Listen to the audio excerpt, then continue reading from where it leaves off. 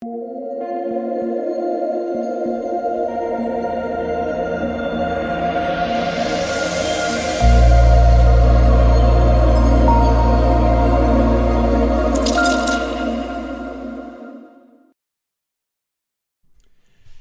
what is going on, guys? It's DK.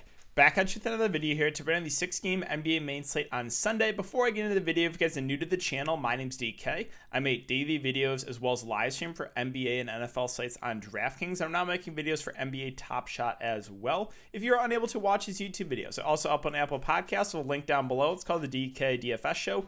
If you're interested in signing up for premium content, I offer that on patreon.com, an esports package, which includes Call of Duty and CSGO, as well as an NBA package. And then finally, I want to thank PrizePicks for sponsoring this show. If you guys are not familiar with PrizePicks, or this is your first time watching these videos, the idea is you're taking over/under on fantasy points. So they already have 8 players posted for tomorrow. They will post more throughout the day.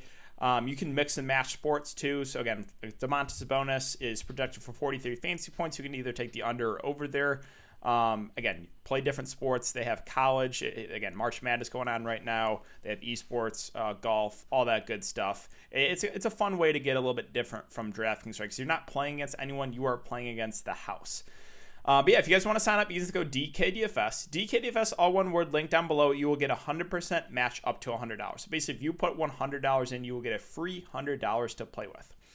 And yeah, with that out of the way, let's jump into the video. So before we talk about players and their prices for the 6-game slate, we can look back lineup here from Saturday. Saturday, very forgettable night for me. Very forgettable, tilting night as well. So the 3 guys I got there were the 3 Philadelphia 76ers. That game was looking like a blowout too. Without Embiid and Ben Simmons, I was about to be so mad if that game blew. I mean, it did blow out, but like luckily we still got some fourth quarter minutes from Tobias, Shake Milton. They actually checked back in. I used Damian Lee chalk value. I kind of deserve that, right? 50% owned. He had the big game last game. It's just so hard to trust any secondary player on Golden State, really, with the way Steve Kerr coaches. Draymond Green unfortunately got injured. That was very tilting. Now he did come back, but he missed out on some minutes. It wasn't like he was playing amazing too. Like he was definitely having a more floor game, but he missed out on minutes for sure. Ja Morant, talked about this. I used him to get different. Perfect buy low opportunity. No one was talking about Ja. Great matchup. Plays 35 minutes. Shoots 5 of 20. Oh, that was frustrating. And then the Clippers guys too, right? So the guys that liked, obviously the 2 stars with Kawhi and Paul George were both underpriced in my opinion. Then Zubac and Marcus Morris. And of course, that game blows out. Meanwhile, the game that I fade, chalk Giannis, game stays close. Also, Giannis goes to the locker room. I'm thinking he's like 50% on. I'm like, wow, I'm really going to get lucky for once. Sure enough, Giannis comes back. Game stays close. Giannis crushes. So yeah, just a frustrating night, right? A couple things went wrong there. The Clippers blowout really hurt. Josh shooting 5 of 20. Draymond injury.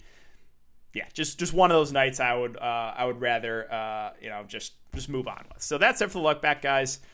Let's talk about this 6-game slate. So there's 4 games in the early slate that's not included. We have 4 of the 6 on the late slate out right now. So it's Bulls and Pistons at 217.5 over under. The Bulls are 3-point favorites. Raptors and Cavs at 217 over under.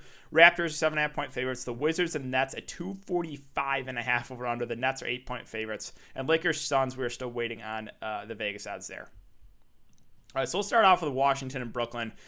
And this is a game that the stars look really good in. Westbrook and Beal both look good. Westbrook at the top at 10-7, just won for 82 fantasy points against Utah. He just seems to be on another level right now, and plus to the minutes. 39, 39, 39, 38. He was a guy that was playing, 35, 36.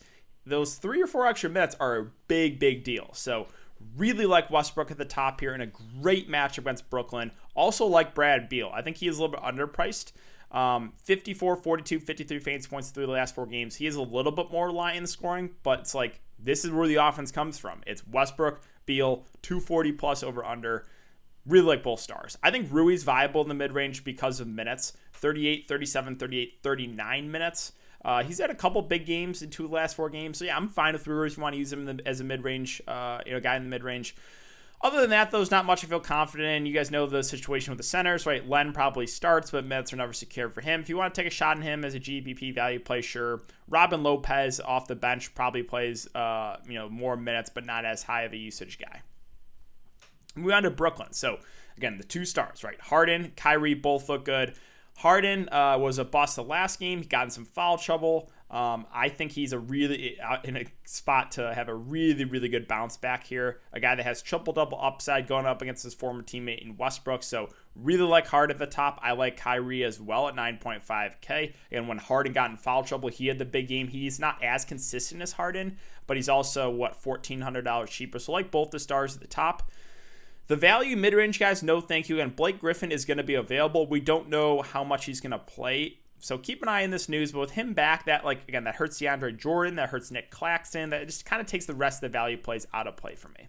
Moving on to Toronto and Cleveland. On the Toronto side, not much here. The main 3 guys are all fine options, no priorities. If I had to pick one, it would be Siakam, and that's just because he's the cheapest, right? With the main 3 Toronto guys, they've all been a little bit up and down. So I usually, if there's, I will just go with the one that is the cheapest of the 3. Norman Powell, even with all 3 back, continues to play big minutes, continues to shoot the ball decently well, but it's 7-1. I guess he's been played for tournaments. And then, OG Anunoby at 5'3", did play 34 minutes the last game. I'm expecting around mid-30s minutes, which makes him a fair play at that price. A safer option, but not a guy that has a ton of upside. Moving on to Cleveland, not much here. Jared Allen seems just about right. Same with Sexton and Garland. Larry Nance at 5'8" should play mid-30s minutes. A guy that can stuff a stat sheet. I think he's a fair play, but not a priority for me, and that's probably it. Let's move on to Chicago and Detroit. Chicago, I do like Levine at the top. I think he goes overlooked in the slate. Good matchup, should play 35-ish minutes. So, yeah, I do have some interest there in Levine at the top. Thad Young should play, low to mid-20s minutes. A guy that can stuff a stat sheet, I think, is a fair play. I don't like playing Lauri Markkanen, but the price of 5.5 is all right, this does seem a little bit too cheap for Lauri. So, yeah, I think he's a decent play in the mid-range. Kobe White at 5.5 coming out the bench should play, around low to mid-20s minutes. Again, just kind of a secondary option there. Satoransky continues to start, continues to play around 30 minutes. Okay value play, but not a priority. And that's it. Moving on to Detroit. So Jeremy Grant shot the ball terrible last game, 5 of 21, but he's a guy that is the number 1 on offense. I'm fine going to him. Again, I think he will be lower owned because of the recency bias. DeLon Wright did lose minutes the last game, only played 28, which is not great to see after 38 the previous game. He does have some upside and is a good matchup, so I'm fine with DeLon Wright for tournaments. Mason Plumlee at 5.8K, should play low to mid-20s minutes. He's a really good point per minute guy, but right now losing minutes to Isaiah Stewart. Isaiah Stewart off the bench should play mid-20s minutes. Another, solid point per minute guy. I think he's a decent value play. Sadiq Bey, Josh Jackson just seem, priced about right. If I had to pick one, probably would be Sadiq Bey because he's playing more minutes and did have that big game 2 games ago. And that's probably, Frank Jackson started the last game, played 26 minutes, shot the ball really well. If he starts again, yeah, you can use him, but he's not really doing a ton of the peripherals right now, playing the off-guard position. Moving on to Philly and New York, the big news is Ben Simmons, right? He missed the game tonight.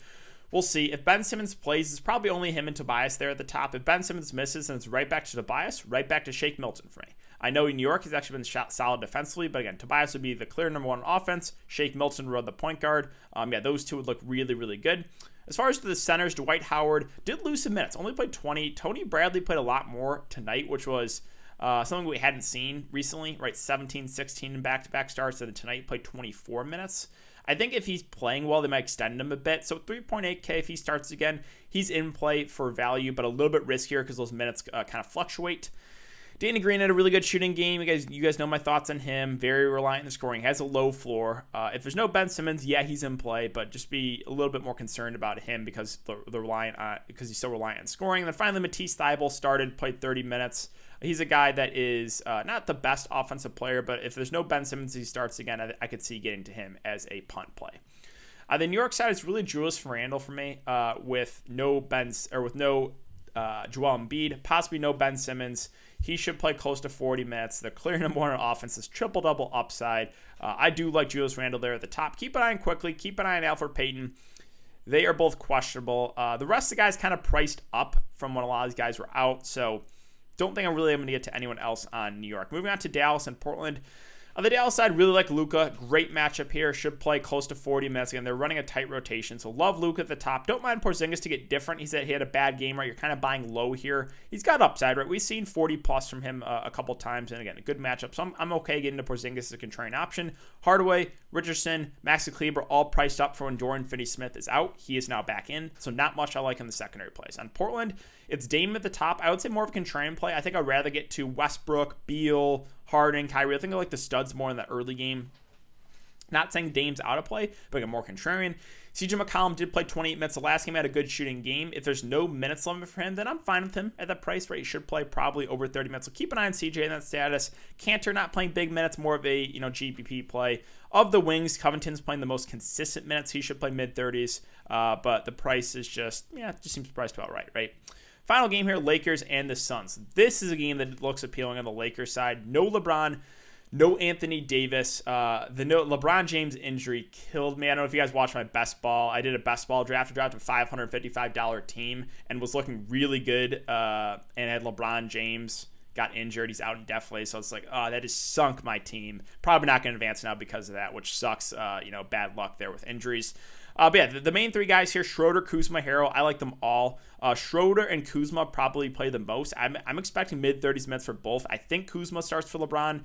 And again, those two are going to have to do a lot more offensively with no LeBron James. Montrezl Harrell should play about 30 minutes off the bench. Again, he's a good point per minute guy. So the main three guys I like a lot. And then I like some value here. Talent Horton Tucker, I'm thinking we probably get over 20 minutes from him. A guy that, again, can stuff a stat sheet. I like him for value. I like Markieff Morris a good amount for value. He played 28 minutes with no LeBron when LeBron went down.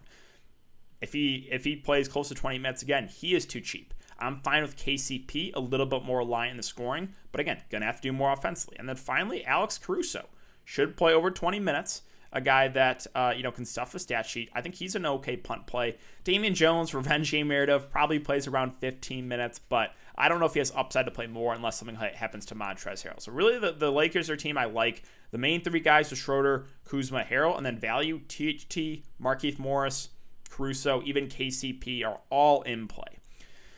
On the Phoenix side, Booker and Paul at the top both look decent. Booker a little bit more aligned in the scoring, so I would say more of a GPP play. Paul, I would say more of the cash game play at 7-4, and a close game should play 30 to 35 minutes. A guy that can stuff the stat sheet. And then a guy that I do like for the price is DeAndre Ayton at 6K. I know, right? If people are box score watching, they're probably going to avoid him. 26 minutes, 25 fantasy points, 18 minutes, 15 fantasy points. He fouled out 2 games ago, and he had 5 fouls there that last game. So he's been in severe foul trouble back-to-back games. I'm thinking if he stays out of foul trouble, plays close to 30 minutes. And matchup-wise, Damian Jones, Montrezl Harrell, DeAndre Ayton should, keyword should, be able to feast. Now, I've played him in spots where it's been like really good matchups and he's busted. So it's like, do I trust it for cash games? I don't know. But I do like the upside quite a bit here on DeAndre Ayton for tournaments. If you think he continues to struggle or gets in some foul trouble, you can look to Dario Saric. But the price point is not amazing at 4 or 5. Right, would have wished he was a little bit cheaper. But that's really it for the team-by-team breakdown, guys. I think that's going to do it for the video as well. So if you have been enjoying the content so far, I would really appreciate it if you leave a like button on the video, subscribe to the channel if you haven't already, and hit the notification bell so you don't upload videos you don't go live. As always, I will be doing a YouTube live stream tomorrow before lock to go over everything and answer all your guys' questions. Thanks again. Have a great night, guys, and I will see you all tomorrow in the live stream.